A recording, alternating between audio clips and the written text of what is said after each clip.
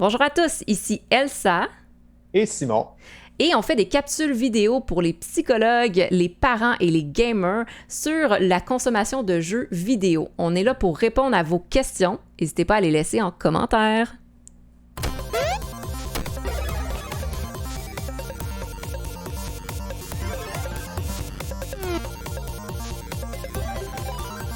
Alors, maintenant qu'on comprend, disons, un peu plus qu'est-ce que c'est que le Internet Gaming Disorder et la cyberdépendance, on va voir en fait concrètement, là, quand on est à la maison avec enfants, ados ou adultes même, c'est quoi les signes à la maison qui sont des comportements à risque? c'est ça. C'est ça qu'on veut vous offrir avec ces capsules-là, surtout si vous écoutez ça. Peut-être que vous êtes un psychologue, peut-être que vous êtes un parent, peut-être que vous êtes juste un gamer puis que vous posez des questions sur votre propre consommation. Donc, c'est ça qu'on veut vous offrir un peu concrètement. Comment est-ce qu'on observe ça? Comment est-ce que ça s'exprime? Pour les parents, qu'est-ce qu'on doit observer? Pour les psychologues, un peu quelles questions poser? Et pour ça, on y va vraiment avec les signes de Magali Dufour, professeure de psychologie à l'UQAM, puis justement chercheuse dans tout ce qui est consommation problématique de jeux. Et elle nomme quand même une série de signes qui s'associent aux symptômes du IDG. Donc, si jamais vous allez lire les symptômes du Internet Gaming Disorder, il y en a 9 en tout, on pourra les mettre en lien aussi en bas du vidéo. Mais Mm. donc, elle, pour chacun de ces symptômes-là, un peu, elle classifie un comportement qu'il faut détecter. Ça ne veut pas dire que dès qu'il y en a un, il y a automatiquement un trouble, mais qu'une accumulation de ces symptômes-là peut probablement lever un drapeau pour se dire qu'il y a peut-être quelque chose à aller investiguer de ce côté-là, où il faut peut-être commencer à en parler à notre jeune. Donc, d'abord, posez-vous la question, soit pour votre jeune, soit vous-même pour vous-même, sur une échelle de un peu à beaucoup. Est-ce que votre jeune devient plus tolérant à la stimulation des écrans? Donc, est-ce qu'avant, regarder la télé 30-40 minutes, il se tannait, il allait faire autre chose, mais là, tout à coup, il va passer 1 heure, 2 heures, 3 heures ou comme toute la journée devant son écran, même s'il y aurait d'autres choses à faire? Deuxièmement, est-ce que, comme on l'a nommé pour la cyberdépendance, il y a une perte d'intérêt pour les autres activités qui lui plaisaient avant? Donc, c'est pas juste le fait de grandir, c'est pas juste le fait de changer d'école, de cercle d'amis ou de quoi que ce soit. Est-ce que des activités qui, quelques semaines plus tôt, l'intéressaient, des jeux qu'il appréciait, là, il les apprécie plus parce qu'il ne veut jouer qu'à un seul jeu ou il passe tout son temps sur un seul réseau social? Troisièmement, est-ce que vous remarquez aussi qu'il n'arrive pas à contrôler son utilisation des écrans malgré des essais de le faire? Ça peut être facile de se dire que notre jeune passe tout son temps à jouer à des jeux, mais est-ce que vous avez déjà essayé avec lui ou vous-même pour vous-même de mettre des limites, de vous dire aujourd'hui, je joue seulement 2 heures, de vous asseoir à midi et de le réaliser tout à coup qu'il est 6 heures de l'après-midi, puis que 6 heures du soir, puis que vous n'avez pas soupé, et que donc clairement la limite que vous étiez mis ou la limite que vous avez mis à votre jeune n'a pas réussi à tenir. Que justement, 2 heures plus tard, c'est le temps d'arrêter de jouer à Minecraft, il vous fait une crise. Puis d'ailleurs, comment gérer les crises, ça s'en vient dans une autre capsule. C'était une autre question qu'on a reçue beaucoup. Donc, on va aller explorer ça aussi. Mais donc, pour l'instant, est-ce que mettre des limites, c'est difficile et respecter ces limites-là, c'est difficile? Ça, c'est quelque chose qui est quand même un signe assez manifeste d'une dépendance, pas mal plus que d'une passion pour un jeu. Est-ce que vous remarquez aussi en quatrième lieu que son utilisation d'Internet va commencer à interférer avec les relations sociales? Ça aussi, c'est quelque chose auquel on va revenir parce que c'est quand même assez important. Souvent, le jeu devient un refuge pour les jeunes qui ont plus de difficultés à socialiser en personne parce que c'est des jeunes qui sont peut-être un petit peu plus mal à l'aise, qui se sentent un peu plus awkward socialement. Donc, socialiser à travers le jeu, ça devient beaucoup plus facile, beaucoup plus récompensant pour eux. Mais est-ce que vous sentez que il passe tellement de temps dans le jeu que ses relations sociales quotidiennes, réelles, commencent à en souffrir. Chez les adolescents ou chez les adultes, est-ce que les amis, les autres personnes de l'entourage vous manifestent des inquiétudes? Ça, c'est souvent un signe quand même très parlant.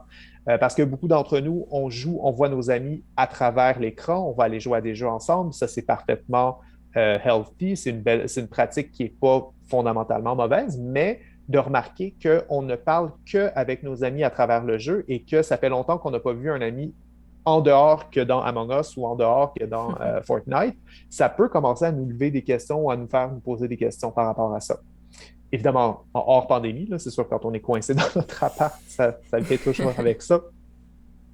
Sixièmement, il y en a 9 en tout, fait que à mi-chemin là-dedans, si vous pouvez déjà garder un compte dans votre tête de où est-ce que vous êtes rendu sur, sur la Le difficulté, ça peut noter. peut-être... C'est ça. Faites-vous une petite échelle de 1 à 9, puis après ça, on pourra comparer nos scores dans les commentaires.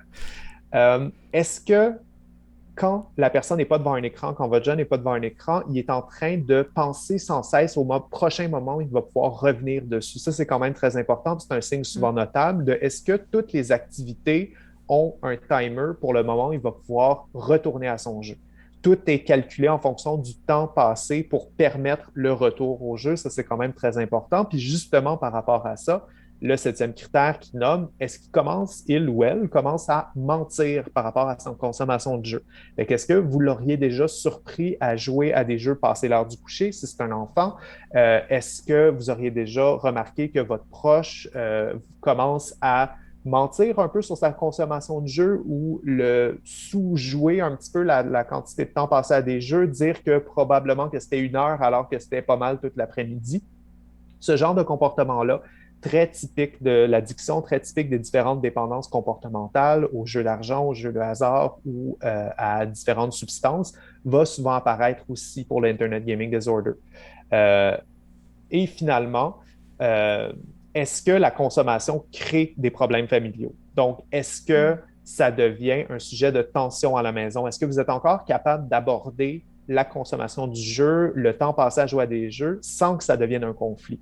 Sinon, si à chaque fois qu'il est question de quitter le jeu ou à chaque fois que parler de ce jeu-là, ça devient tendu et problématique, ou on dit jeu, ça peut être Internet, ça peut être les réseaux sociaux, là, il y a probablement raison de se poser des questions, se demander un peu qu'est-ce que ce jeu-là ou ce réseau social-là a comme place dans la vie de la personne.